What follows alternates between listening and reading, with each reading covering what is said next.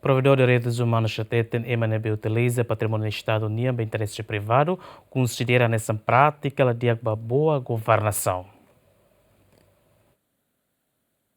Foi lá na imagem pessoal balo no serviço e órgão judicial viral e mídia social, também utiliza caráter Estado rochapa matrícula TDD Mamukwalo, onde foi treino balabari kik e retacitolo. Provedor de direitos humanos na justiça tetem, parte relevante tem que for sanção pessoal na utiliza patrimônio do Estado, para interesse privado, também halok ne considera nessa prática a dia para boa governação. Servidor público na União, lei iha buat nabe ke bandu ita atu dehan utiliza itene careta ne ba assunto privado ninguém.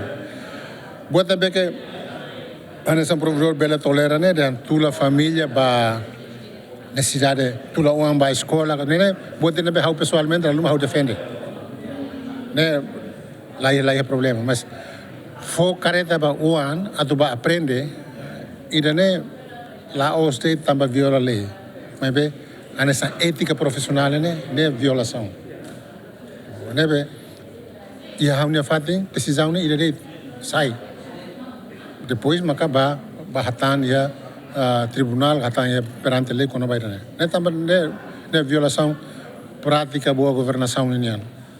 Também ita la respeita buat recursos públicos união. E daí mas né reunião reação. Ligado ao assunto da UNE, presidente do Tribunal Recurso apresenta ao Conselho Superior Magistratura Judicial ou de processo. Antes temos ministro da Justiça russo do Conselho Superior Magistratura Judicial, anexo presidente do Tribunal Recurso, atual investigação para funcionar órgão judicial na bema focareta balabari treino. José Mendes de Sinto Fuca, GMN.